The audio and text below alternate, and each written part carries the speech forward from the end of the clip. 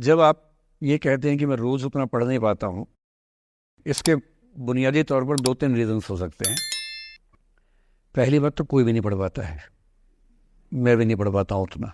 हम लोग प्रिटेंड करते हैं कि हम बहुत पढ़ते हैं। ईमानदारी की बात है कि मैं आज तक कभी भी 1 घंटे से ज़्यादा एक साथ नहीं पढ़ पाया हूँ, और मैंने ठीक ठाक पढ़ाई की है वैसे, है ना। आप भरोसा कर सकती हैं इस बात पे। एक तो अपने आसपास ऐसे लोगों से बचिए जो बार बार दबाव बनाए कि मैं तो बहुत पढ़ता हूँ, तो कितना पढ़ती है। आप कितने घंटे का टारगेट लेके चल रहे हैं, एक प्रॉब्लम ये भी हो सकती है। आपकी उम्र में कॉलेज के अलावा अगर आप 3-4 घंटे पढ़ लेते हैं तो पर्याप्त है। कॉलेज के 3 साल सिर्फ पढ़ाई के लिए नहीं है, पढ़ाई से ज़्यादा सीखने के साल हैं, मंच पे आने के साल हैं। दोस्तों के साथ फिल्म देखिए, दोस्तों के साथ आउटिंग पे जाइए, रेस्टोरेंट में बैठ के खूब बकवास कीजिए उनके साथ। उसमें जो सीखेंगे वो केवल पढ़ाई से नहीं सीखेंगे। तो दिन में 3-4 घंटे बहुत होते हैं। और बाकी मैं एडवाइस करता हूँ बच्चों को कि बहुत सारी एक्टिविटीज़, जिसमें से एक एक्टिविटी चाय की दुकान पे दोस्तों के साथ बैठना, 1 घंटे बात करना भी शामिल है। पर्सनैलिटी ग्रूमिंग के लिए बहुत ज़रूरी है। फिर आप लोगों की उम्र में इमोशंस थोड़े उठापटक होती रहती है। अगर आप महीने के 30 दिन में से 6-7 दिन बीच में नहीं पढ़ पाते डिस्टर्बेंस से, तो इसका मतलब है कि आप दिमागी तौर पर एकदम ठीक हैं। चिंता उनकी है कि जो रोज पढ़ रहे हैं। इसका मतलब वो अपनी उम्र में जी नहीं रहे, वो किसी और उम्र में जी रहे हैं। तो ठीक है, कभी कभी डिस्टर्बेंस आएगी, उसको एंजॉय कीजिए। डिस्टर्बेंस बस सुंदर प्यारी होनी चाहिए, इतना ध्यान रखिए, है ना। जिसकी वजह से नींद उड़ी हुई है वो अच्छा होना चाहिए, बाकी तो ठीक है। नमस्कार सर। नमस्कार सर, मेरा नाम रश्मि श्रीवास्तव है और मैं यहाँ हिंदी ऑनर्स 2य वर्ष की छात्रा हूँ। सर, सबसे पहले तो मैं आपको बहुत बहुत धन्यवाद देना चाहूँगी सर।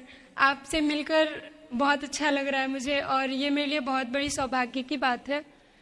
सर, मेरा प्रश्न है आपसे कि सर, मेरे साथ ऐसा हुआ कि मैं बचपन से बहुत अच्छी स्टूडेंट रही, और सर मेरी ज़िंदगी में ऐसा एक वक्त आया जब मुझे 2 बार असफलता का सामना करना पड़ा, और सर तीसरी बार मैं सफल हुई, परंतु सर आज भी वो डर मेरे मन से नहीं जा रहा है। अभी भी मैं उसको फेस नहीं कर पा रही हूँ कि मैं कैसे फेल हो गई। और सर कभी ऐसा होता है कि मैं सो रही हूँ और रात में मुझे वो डर लगता है कि आगे मैं नहीं कर पाऊंगी। मुझे ऐसा लगता है कि आगे अगर मैं कुछ अच्छा करना चाह रही हूँ तो मुझे उस असफलता का डर रहता है कि जो मैंने फेस किया है, और सर मैं उससे उभर नहीं पा रही हूँ। मतलब मेरे ख्याल से ये असफलता आपसे ज़्यादा आपके माहौल की, आपके पेरेंट्स, आपके टीचर्स की है कि उन्होंने आपको, मतलब कुछ बच्चे अपने आप से इतनी उम्मीद पाल लेते हैं कि फेलियर झेल नहीं पाते। आप वैसे बच्चों में हैं। जो आपने कहा ना कि मैं शुरू से बहुत अच्छी स्टूडेंट रही हूँ, ये दुर्भाग्य की बात है, ये अच्छी बात नहीं है। मैं नहीं चाहता कि बच्चे अच्छे स्टूडेंट बने। अच्छे स्टूडेंट का मतलब जो बहुत पढ़ाकू किस्म के होते हैं, सीधे स्कूल से घर, घर से स्कूल, घर में घुसते ही होमवर्क करना शुरू किया, वैसे बच्चे ज़िंदगी में बड़े परेशान रहते हैं। बच्चों को होना चाहिए छटा हुआ टाइप का, शरारती, बदमाश, मतलब काम भी करें स्कूल का, लेकिन बेसिकली आपको स्मार्ट होना है, कॉन्फिडेंट होना है। पढ़ाकू होने से ज़िंदगी बहुत अच्छी नहीं चलती है। ज़िंदगी के लिए ना व्यक्तित्व चाहिए। हुआ क्या आपके साथ, आपको बता दिया गया कि अच्छा बच्चा वो है जो पढ़ता है, होमवर्क करता है, आपने वो सब किया।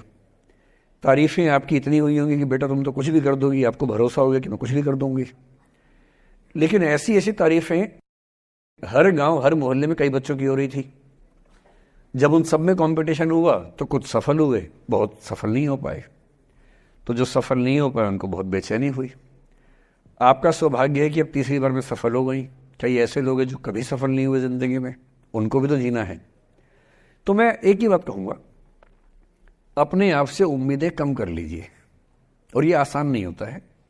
इसका तरीका ये है कि 1-2 ऐसे अच्छे दोस्त जो अच्छे भी हैं, दोस्त भी हैं, और बहुत उम्मीदें ना रखते हैं, ना आपको रखने देंगे अपने आप से। डायरी लिखने से लेकर कुछ अच्छे उपन्यास पढ़ना, अच्छी फिल्में देखना, जो आपको सहज होना सिखाएं, न कि महान होना सिखाएं। महानता से बड़ा कोई रोग नहीं है, इस चक्कर में नहीं पड़ना है। सामान्य होना है। असली जद्दोजहद सामान्य होने की है, महान होने की नहीं है। सहज होना है। तो अपने आप से क्या कहना, रोज कहना है कोशिश पूरी करूंगी, सफलता मिल गई तो बढ़िया, नहीं तो क्यों डरे, जिंदगी में क्या होगा, कुछ ना होगा तो तजुर्बा होगा, और भाड़ में जाए सीधी सी रात। नमस्ते सर। सर मेरा क्वेश्चन थोड़ा सा इनसे अलग है। सर जैसे आपने कहा कि लेट गो करना चाहिए, लेकिन क्या करना चाहिए? लेट गो करना चाहिए। हमने भी ये चीज़ सुनी है कि जिसके नसीब में जो लिखा होता है एक दिन उसे वो मिलता ही है, तो उसके लिए हमें परिश्रम करना चाहिए। तो सर एक इनके बीच में क्या एक थिन लाइन नहीं है कि हमने सोचा जैसे 71st डे पर मुझे ऐसा लग रहा है कि अब मुझसे और नहीं होगा, अब मैं नहीं करूँगी, माना कि वो गिव अप भी कहा जाता है, लेकिन अगर मेरे नसीब में है कि नहीं यार कल ये तुझसे हो जाएगा, अगर मैं कोई भी टास्क कर रही हूँ कल ये कंप्लीट होगा, लेकिन मैं सोचूं नहीं मेरे से ये प्रेशर नहीं हो रहा, I should let go this, I should start some other thing, तो क्या ये मुझे लेट गो करना कभी रिग्रेट नहीं कर सकते क्या लाइफ में, यार एक दिन और ट्राई कर लेते तो शायद मिल ही जाता? देखिए, जो नसीब का मामला है, मेरे ख्याल से आपकी उम्र में नसीब को नहीं मानना चाहिए। दुनिया में किसी को नहीं पता कि नसीब है या नहीं, और है तो कितना है। सब तुक्का लगा रहे हैं, मैं भी तुक्का लगा रहा हूं, ठीक। जो हार जाता है ना, उसको तसल्ली देना बहुत जरूरी है, वरना वो जी नहीं पाएगा। और पराजित व्यक्ति को तसल्ली देने के लिए सबसे अच्छा शब्द है नसीब, भाग्य, नियति, बहुत जरूरी है। और इसलिए एक उम्र के बाद गीता का सार पढ़ना बहुत जरूरी है। समझना पड़ता है कि सब कुछ हमारे हाथ में नहीं होता है, सच में नहीं होता है, पर इसका मतलब ये भी नहीं है कि सब कुछ किसी और के हाथ में होता है। अगर ऐसा होता तो बिना मेहनत करने वाले आईएएस बन जाते या कुछ भी बन जाते। ये हो सकता है कि आईएएस बनने के एग्जाम में 10 ने मेहनत की, उनमें से 8 का हुआ, 2 का नहीं हुआ, पर यह नहीं हो सकता कि एक आदमी ने मेहनत नहीं की तो उसका आईएएस हो गया। बिना मेहनत के तो नसीब भी नहीं मिलने वाला है। इसलिए ये मान लीजिए कि कुछ ना कुछ चीजें हमारे कंट्रोल में नहीं है, लेकिन जितना कंट्रोल में है उस पर पूरी ताकत लगाएंगे, पूरा डिसिप्लिन रखेंगे, तो हम अपनी किस्मत सबसे अच्छी लिख पाएंगे।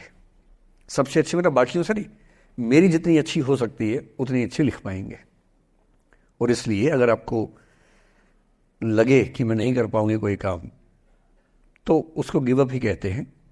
लेट गो का मतलब तब होता है जब आप मन भर चुका है, अब उसकी जरूरत महसूस नहीं हो रही। जैसे आईएएस बनने की कोशिश कर रहे हैं, नहीं बन पाए, तैयारी छोड़ दी, गिव अप है। बन गए, नौकरी की, मजा नहीं आया, छोड़ दिया, ये लेट गो है। लेट गो करने के लिए पहले हासिल करना पड़ता है, या हासिल होने से पहले उस मनोभूमि पर पहुंचना पड़ता है जहां हासिल होने का सुख आपने महसूस कर लिया और उसमें मजा नहीं आया, ठीक ही है, औसत है, तब छोड़ दिया। इसलिए आपकी उम्र को शोभा नहीं देता कि हम नसीब की बात करें, यह शोभा देता है मेरी उम्र को। तो 30-40 के बाद नसीब, भाग्य, नियति चलेगा। फिलहाल कर्म पे भरोसा कीजिए, मेहनत, डिसिप्लिन, और मोटिवेशन से ज्यादा महत्वपूर्ण है डिसिप्लिन, ध्यान रखिएगा। मोटिवेशन का ग्राफ ऐसा होता है, फिर ऐसे नीचे आता है धीरे धीरे, डिसिप्लिन ऐसे रहता है। और डिसिप्लिन वाला व्यक्ति हमेशा मोटिवेशन वाले व्यक्ति से ज्यादा सफल होगा, ये मान के चलिए। सबसे अच्छा क्या है? Motivation with discipline. तो कोशिश कीजिए कि नसीब पे ना छोड़िए, अपने भरोसे कीजिए। All the best.